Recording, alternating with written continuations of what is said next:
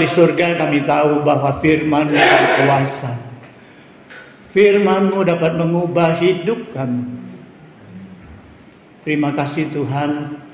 Pada saat ini Engkau masih memberi kami kesempatan untuk merenungkan sebagian daripada firman-Mu. Kami rindu Tuhan Engkau hadir. Dengan Roh-Mu yang kudus Engkau cerahkan firman-Mu bagi kami. Agar kami boleh mengerti kehendak-Mu di dalam firman-Mu untuk kami boleh lakukan. Terima kasih Tuhan. Berkati kami dengan firman-Mu. Agar melalui firman-Mu nama-Mu boleh dimuliakan. Di dalam Yesus Kristus kami berdoa. Amin.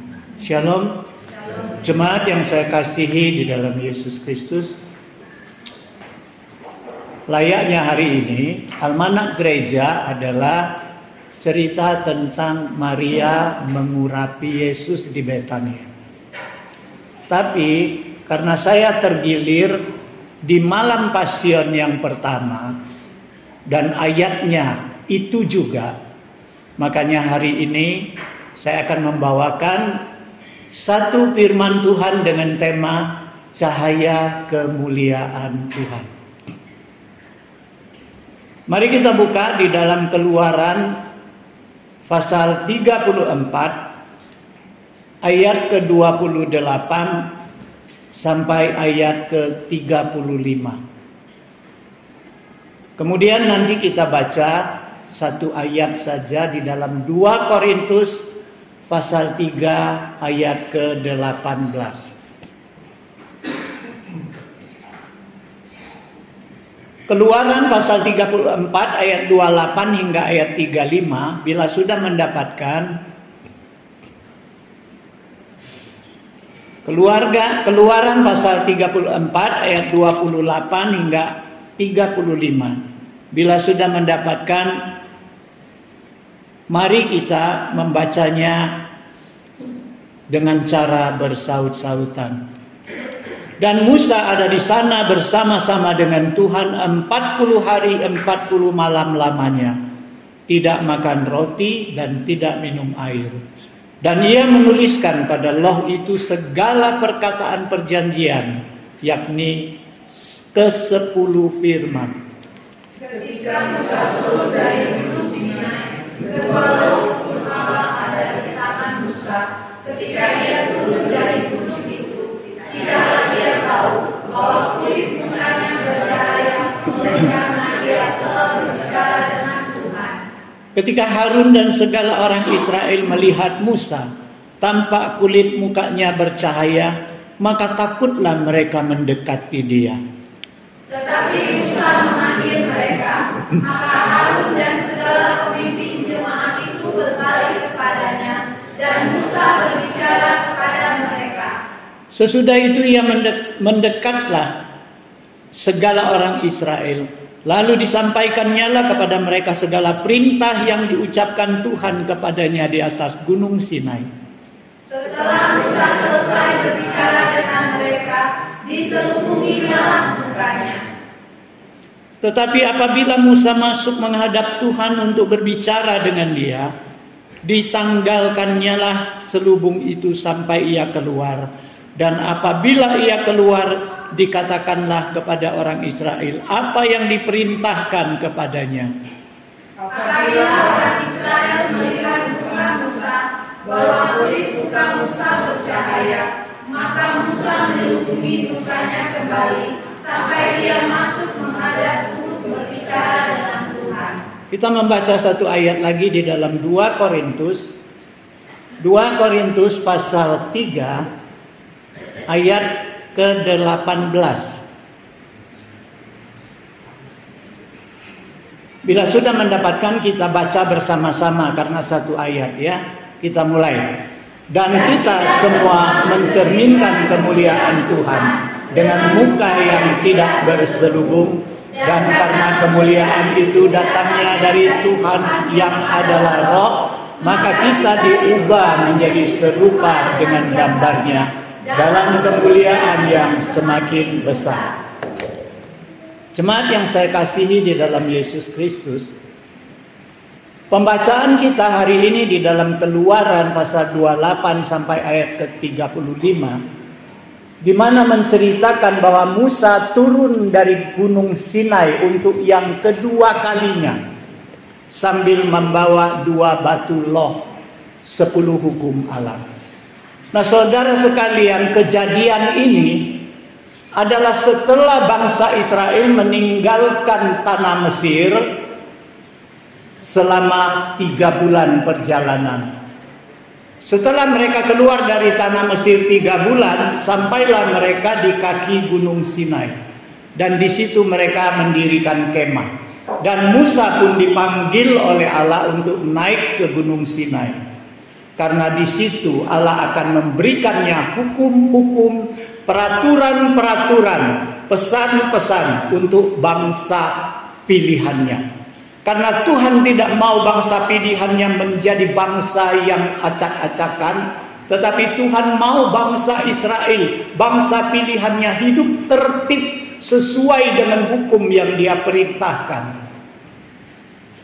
Nah, saudara sekalian, setelah 40 hari, 40 malam, Musa di atas Gunung Sinai berkomunikasi dengan Tuhan. Dia tidak makan, dia tidak minum, tetapi dia tetap diberi kehidupan oleh Tuhan. Saudara sekalian, setelah 40 hari 40 malam, Tuhan menuliskan 10 hukum Allah, 10 firman Allah pada 2 batu loh. Kemudian Musa membawa batu itu turun gunung. Setelah Musa tiba di perkemahan, dia luar biasa marahnya. Karena apa? Karena dia melihat bangsa Israel pada saat itu bukan menanti dia dengan setia, tetapi mereka sedang menari-nari, mereka sedang menyembah berhala, yaitu patung anak lembu emas yang mereka buat melalui Harun.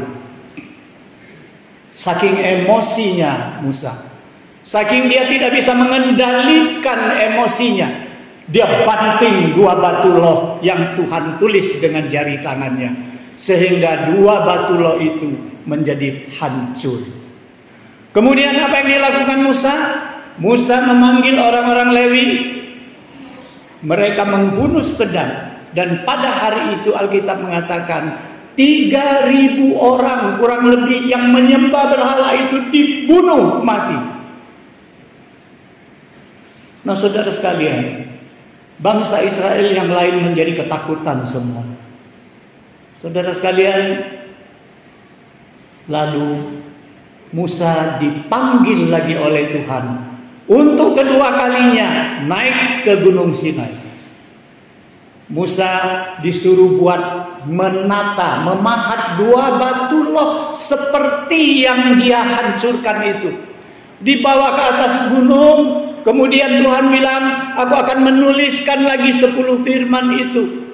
Tahukah saudara sekalian, setelah Musa memahat 2 batu itu ke atas gunung, dia tetap harus 40 hari 40 malam berpuasa, tidak makan dan tidak minum. Di situ Tuhan mengajar dia seperti semula, dan akhirnya Tuhan suruh dia tuliskan itu, batu itu, 10 firman. Saudara sekalian, itu ditulis pada ayat pertama. Tuhan bilang, bikin, pahat 2 batu itu, bawa ke atas, saya akan tuliskan 10 firman. Nah, tetapi apa yang dikatakan di ayat yang ke-28 yang kita baca tadi? Setelah Musa berpuasa 40 hari 40 malam, Musa kemudian menuliskan 10 hukum itu. Bukan Allah yang menuliskan. Saudara sekalian, di sini saya berpikir, apakah Tuhan salah ngomong? Ya, pertama, ayat pertama Tuhan ngomong, kau siapin batu, aku yang tulis 10 hukum.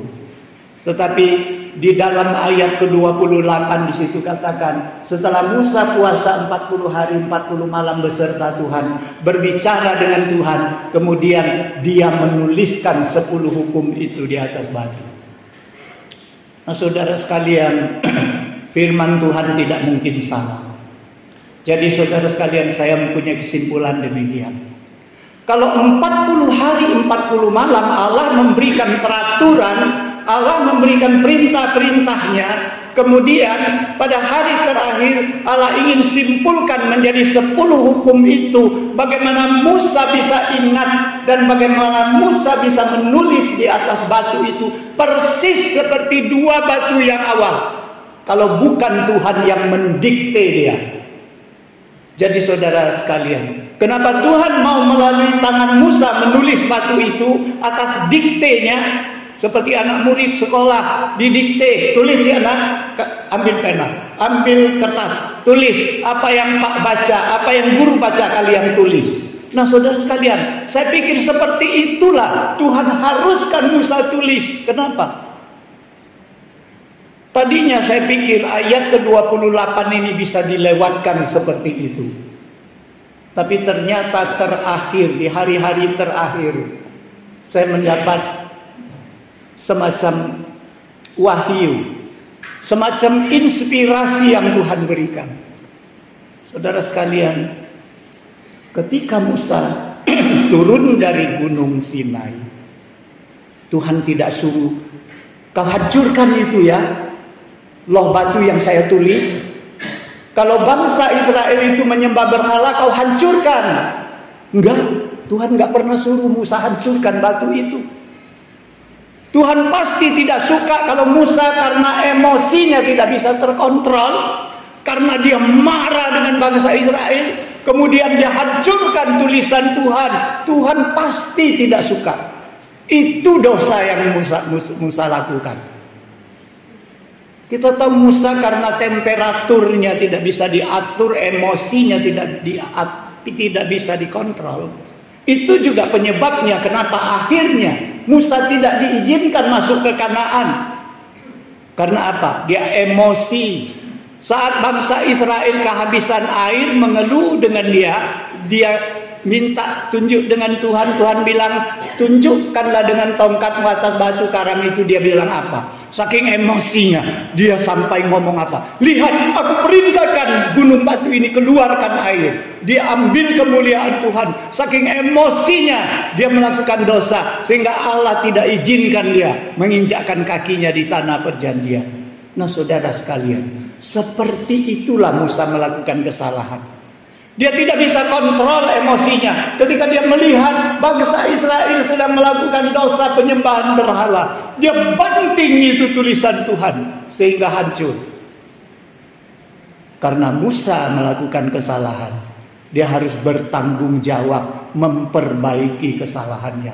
Itu sebabnya Tuhan katakan, pahat 2 batu seperti semula, bawa ke atas lagi, dan 40 hari 40 malam, tidak kurang sedetik pun.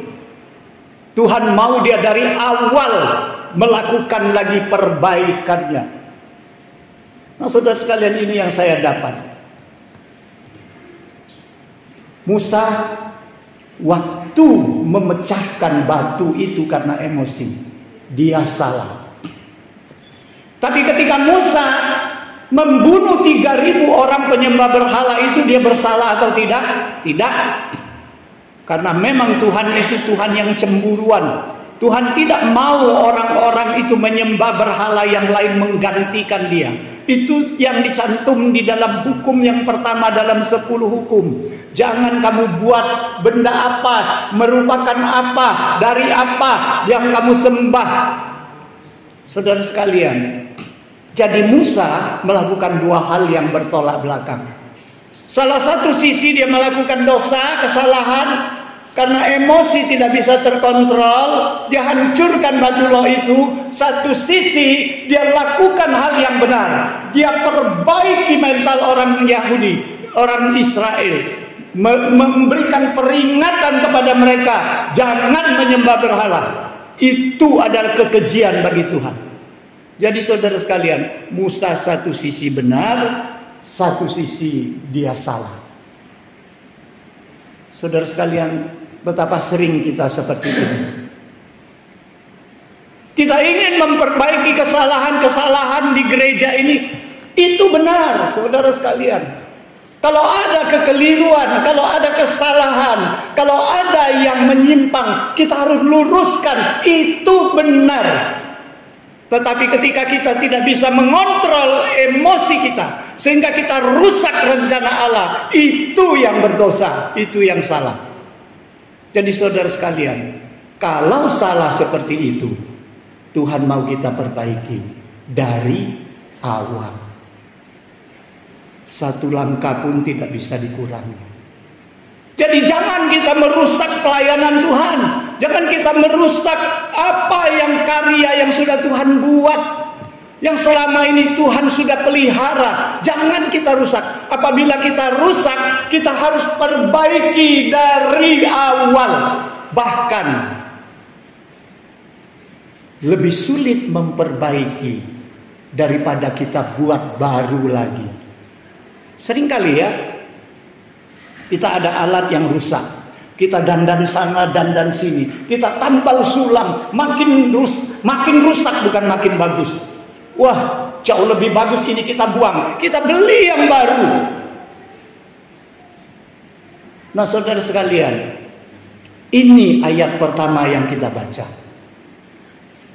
Jadi mari, ketika kita ingin membenarkan gereja ini, kita ingin membenarkan yang salah, kita ingin meluruskan yang bengkok, itu hal yang bagus. Tapi jangan kita tidak bisa kontrol emosi. Dengan lemah lembut kita lakukan semua itu, karena itu yang Tuhan inginkan. Saudara sekalian, dalam pembacaan kita hari ini kita tahu bahwa ketika Musa bawa 2 batu loh yang baru, yang dia tulis dengan tangannya melalui dikte dari Tuhan, dia bawa turun, saudara sekalian, tanpa dia sadari bahwa kulit mukanya ini bercahaya. Cahaya apa itu? Bukan cahaya matahari ya saudara sekalian. Itu cahaya kemuliaan daripada Tuhan. Cahaya kemuliaan Tuhan itu tanpa Musa sadari. Musa turun sampai ke perkemahan. Pada saat itu Alkitab mengatakan Harun dan bangsa Israel menjadi takut melihat cahaya kemuliaan itu. Karena saking takutnya mereka mundur, mereka tidak berani mendekati Musa. Saudara sekalian, apa yang dilakukan Musa? Apakah Musa menakut-nakuti mereka dengan mukanya? Enggak. Musa justru memanggil mereka untuk mendekat. Jadi Alkitab mengatakan Harun dan pemimpin-pemimpin Israel mendekat, kemudian diikuti oleh bangsa-bangsa Israel yang lain. Kemudian apa yang dikerjakan Musa? Musa mengajar mereka. Musa menyampaikan pesan Allah yang selama 40 hari dia dengar di Bukit Sinai. Dia sampaikan semua itu kepada bangsa Israel. Kemudian setelah Musa tahu bahwa mukanya bercahaya, mereka silau melihat dia. Dia tutup mukanya dengan selubung. Maksudnya supaya dia bisa berkomunikasi dengan bangsanya tanpa mereka harus takut. Nah saudara sekalian, Alkitab mengatakan apa lagi? Tetapi kalau Musa berjumpa dengan Tuhan, Musa buka selubung itu. Setiap kali kalau Musa mau berjumpa Tuhan di kemah pertemuan, Musa harus buka selubungnya. Setelah itu, setelah Tuhan memberikan perintah kepadanya untuk disampaikan kepada Bani Israel, dia kemudian menyampaikan kepada bangsa Israel. Ketika dia sampaikan kepada mereka, dia pakai lagi selubung itu. Demikianlah yang kita baca hari ini. Nah saudara sekalian, lantas dari ayat-ayat yang pendek ini kita akan mendapat beberapa pelajaran yang sangat bermanfaat bagi kerohanian kita. Saudara sekalian, pertanyaan pertama, kenapa kulit muka Musa bisa bercahaya? Saudara sekalian, Alkitab memberikan penjelasan di dalam ayat ke-29 tadi. Dikatakan apa? Karena ia telah berbicara dengan Tuhan. Saudara sekalian, begitu mudahkah seseorang mendapatkan cahaya kemuliaan Tuhan? Begitu mudahkah Musa mukanya mendapat cahaya kemuliaan Tuhan karena dia sudah berbicara dengan Tuhan? Pasti ada apa-apa ini ya dengan Musa berbicara dengan Tuhan. Jadi kita carilah bagaimana Tuhan ini, bagaimana Musa ini berbicara dengan Tuhan. Di Keluaran pasal 33 ayat 11 di situ mengatakan apa?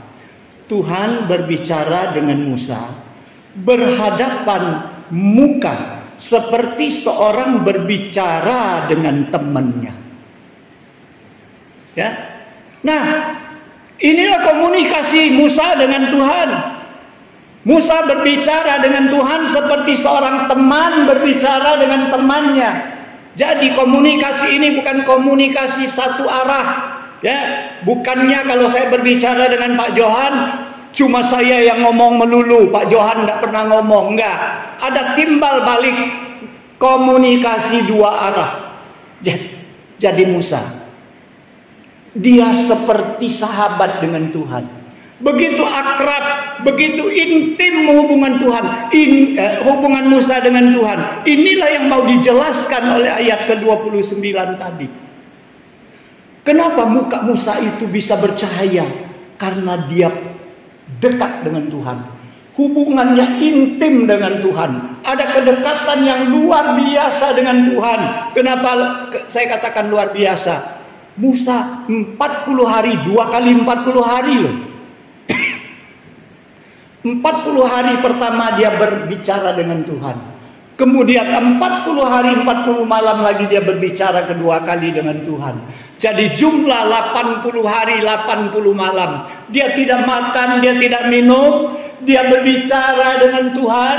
Dia intim dengan Tuhan seperti seorang sahabat. Bukan itu saja saudara sekalian. Kita tahu ketika Musa turun, ketika bangsa Israel menyembah berhala, Tuhan katakan apa dengan Musa? Aku tidak akan menyertai perjalanan kalian lagi. Aku cuma utus malaikat sertai kamu. Nah, ingat, kamu pergilah ke tanah Kanaan. Karena kalau aku ikut, aku basmi kamu. Kubunuh kamu semua, bangsa yang tegar tengkuk. Apa yang Musa katakan? Tuhan, kalau kau tidak pimpin kami, bagaimana kami bisa berjalan? Aku tidak mampu memimpin bangsa ini. Lantas Tuhan katakan, aku akan menyertai engkau. Aku akan menghibur engkau. Karena engkau yang kukasihi, engkau yang menerima kasih karunia. Lantas Musa ngomong apa? Tuhan, buktikan. Kalau memang engkau mengasihi aku, mencintai aku, kalau memang aku mendapat kasih karuniamu, tunjukkanlah kemuliaanmu kepadaku. Saudara sekalian, Musa punya kerinduan ingin melihat kemuliaan Tuhan. Ini kuncinya. Kenapa Musa mendapat kemuliaan Tuhan, sinar kemuliaan Tuhan? Karena memang dari hatinya Musa rindu akan kemuliaan Tuhan. Sehingga apa yang Tuhan katakan? Kau tidak bisa lihat mukaku, karena siapa yang melihat mukaku akan mati. Kau cuma boleh lihat punggungku. Akhirnya Tuhan kasih lihat punggungnya, belakangnya. Saudara sekalian, jadi kalau kita baca lagi di dalam Keluaran pasal 24 ayat 17 dan 18. Di situ dikatakan ketika Musa dipanggil Allah naik ke bukit Sinai, ke gunung Sinai, gunung itu tampak seperti api yang menghanguskan. Di puncak gunung itu tampak ada api yang menghanguskan. Saudara sekalian, berarti di dalam situasi seperti itu Musa berbicara dengan Tuhan seperti seorang sahabat. Musa habiskan 80 hari 80 malam berhubungan, mendekat, mengadakan pendekatan dengan Tuhan, bergaul intim dengan Tuhan. Inilah sebabnya kenapa muka Musa bercahaya kemuliaan. Jadi saudara sekalian, kita mendapatkan satu kesimpulan.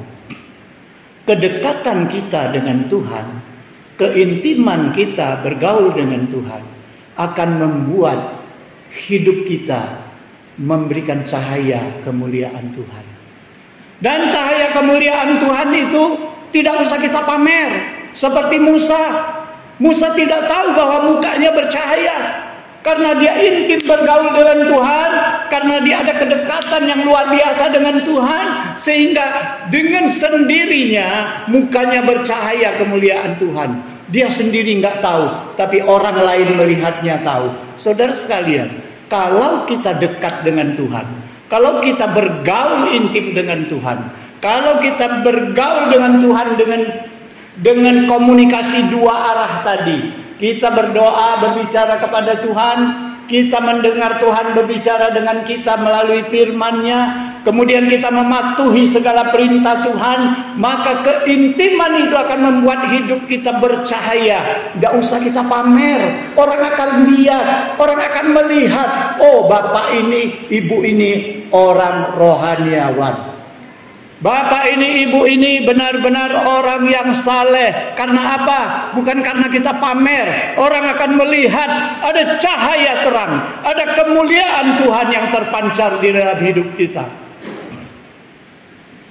Saudara sekalian, di dalam Yohanes pasal 8 ayat 12, di situ Yesus katakan, "Akulah terang dunia. Barang siapa yang mengikut aku, dia tidak akan berjalan di dalam kegelapan, melainkan ia akan mempunyai terang hidup." Ini poin pertama. Kedekatan kita dengan Tuhan, keintiman kita dengan Tuhan akan membuat kita memiliki terang hidup itu. Ini poin pertama. Jadi pertama-tama yang diterangi siapa? Diri kita. Diri kita. Kalau kita gaul intim dengan Tuhan, kalau kita ada kedekatan dengan Tuhan yang intim, maka kita akan hidup di dalam terang Tuhan. Kita akan tahu mana yang salah, mana yang benar, mana yang boleh dibuat, mana yang tidak boleh diperbuat. Kita tahu mana yang harus diperbaiki, mana yang tidak harus diperbaiki. Kita akan mendapatkan terang hidup itu. Terang itu akan menerangi kita terlebih dahulu.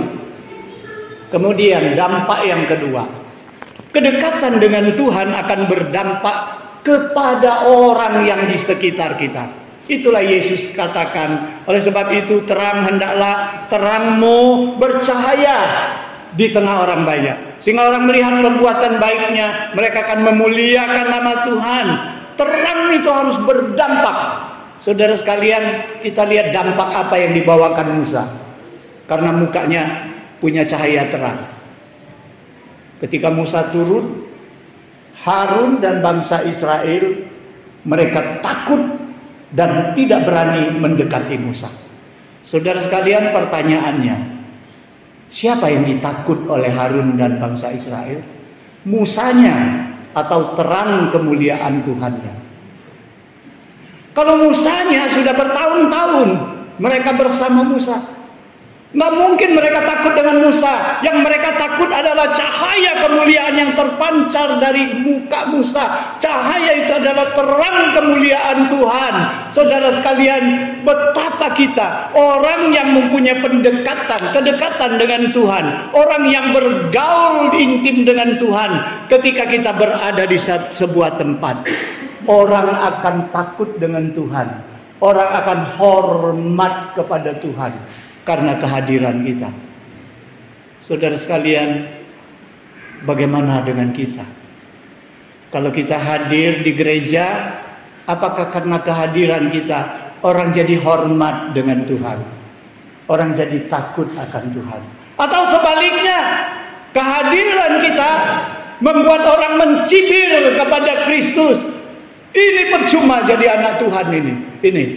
Ini model anak Tuhan seperti ini. Memalukan, mencemarkan nama Tuhan. Kehadiran kita memalukan. Nah, saudara sekalian, kalau kita ada kedekatan dengan Tuhan, Kita akan memberikan dampak kepada orang lain. Di mana kita hadir, orang jadi hormat kepada Tuhan yang kita sembah. Orang jadi takut akan Tuhan yang kita sembah. Orang akan memuliakan Tuhan yang kita sembah. Kemudian kita melihat lagi dampak apa yang ada di dalam kedekatan dengan Tuhan. Ketika orang-orang Israel itu menjauhkan diri dari Musa, Musa panggil mereka datang. Musa panggil mereka datang. Apa kerja Musa memanggil mereka datang? Musa menyampaikan pesan Tuhan kepada mereka. Pesan yang dia terima dari Tuhan di Gunung Sinai selama 40 hari 40 malam. Nah saudara sekalian, inilah salah satu ciri orang yang punya kedekatan dengan Tuhan dan bergaul intim dengan Tuhan.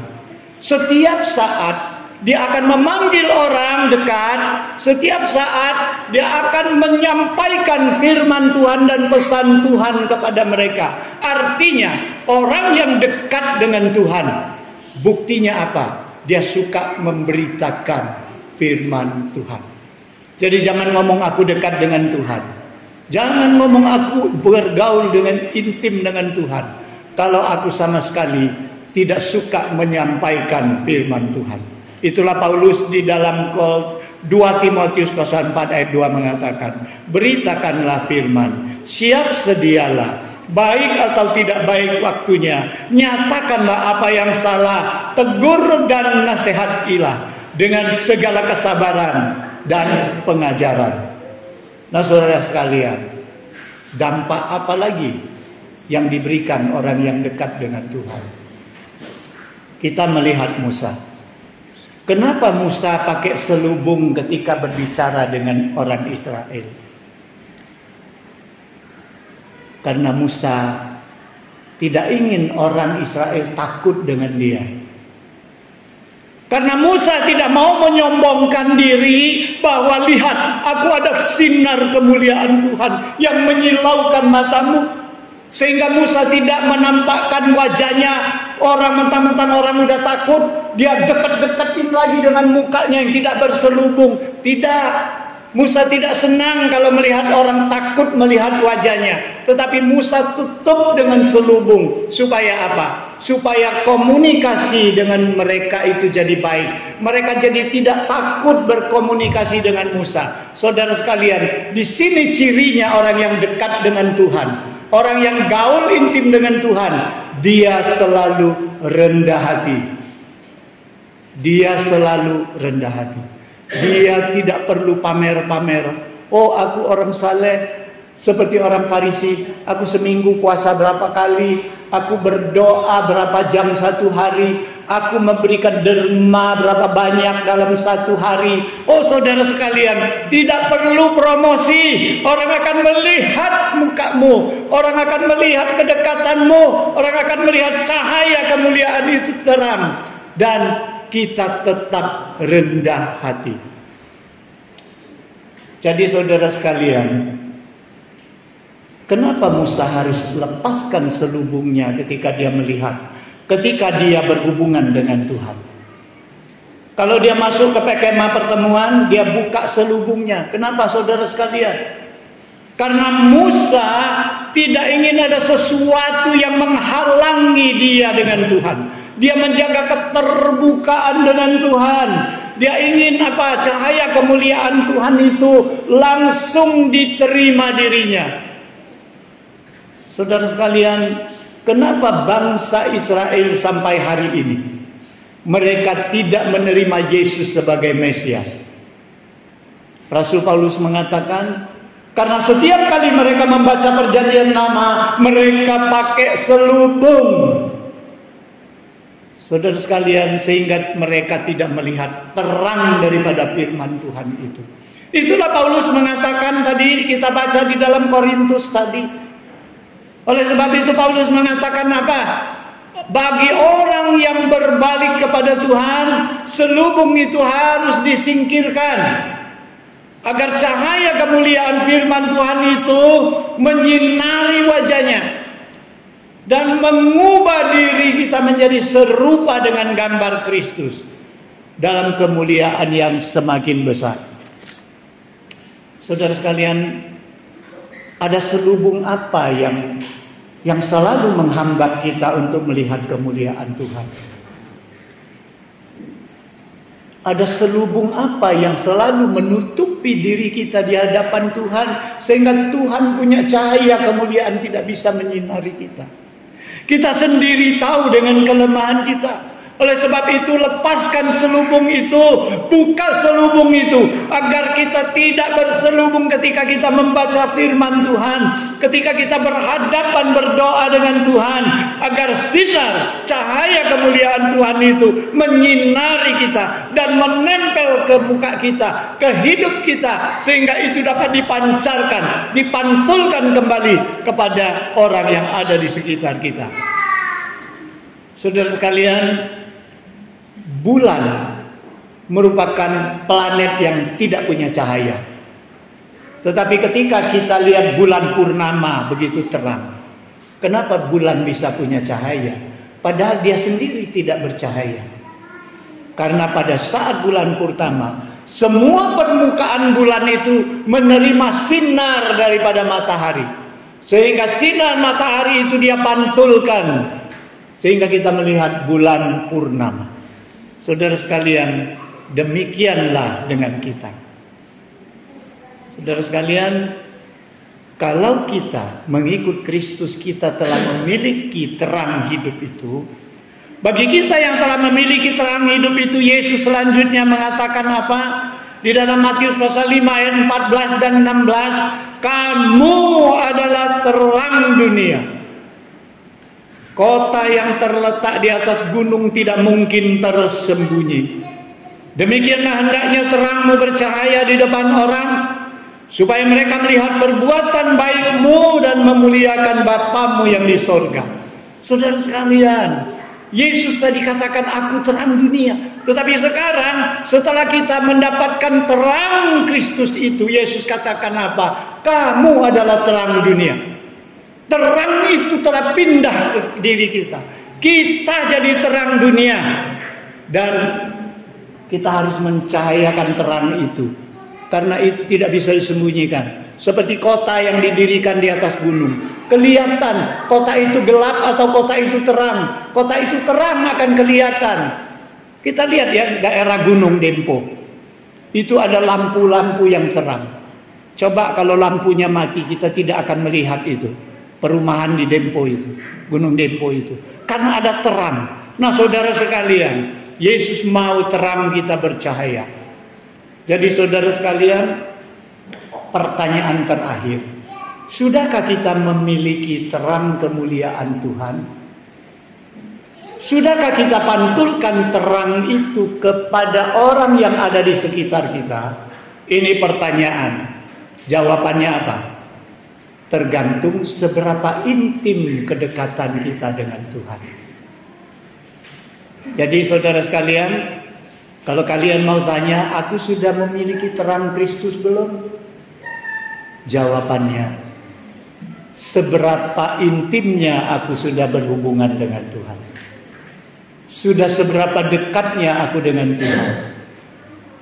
Kalau aku dekat, yakinlah, nggak usah pamer, orang akan lihat terang cahaya kemuliaan Tuhan itu. Semoga firman Tuhan ini memberikan kita suatu motivasi supaya melalui pantulan terang, cahaya terang di muka Musa, kita memiliki terang kemuliaan Tuhan itu melalui kedekatan kita dengan Tuhan, melalui pergaulan yang intim dengan Tuhan. Sehingga kita menjadi saksi-saksi Tuhan yang tidak usah bicara. Orang akan melihat. Yesus katakan, lihat buahnya akan tahu pohonnya. Biarlah hari ini kita menjadi saksi-saksi Tuhan yang menyinarkan cahaya kemuliaan Tuhan. Bukan hanya di kulit muka kita, tetapi di seluruh hidup kita, di seluruh kesaksian hidup kita. Kita berdoa. Bapa di surga, kami mau bersyukur kepadamu untuk firman-Mu yang sudah sampai kepada kami. Ampuni kami Tuhan, Bila selama ini kami tidak memancarkan cahaya kemuliaan Tuhan melalui hidup kami, karena kami belum dekat dengan Engkau, kami belum bergaul intim dengan Engkau, Tuhan, biarlah firman-Mu hari ini mengoreksi kami, membangkitkan semangat kami, membangkitkan tekad kami, sehingga kami mau hidup lebih dekat dengan Tuhan, bergaul lebih intim dengan Tuhan. Kami rindu memiliki cahaya kemuliaan-Mu, bukan hanya di wajah kami, tetapi di seluruh hidup kami, sehingga kemanapun kami ada, kami akan memberikan dampak yang positif, dampak yang memuliakan nama Tuhan ke semua orang yang di sekitar kami. Tolong kami Tuhan, melalui Roh-Mu yang kudus, sehingga kami mampu melaksanakan firman-Mu. Di dalam Yesus Kristus kami berdoa. Amin.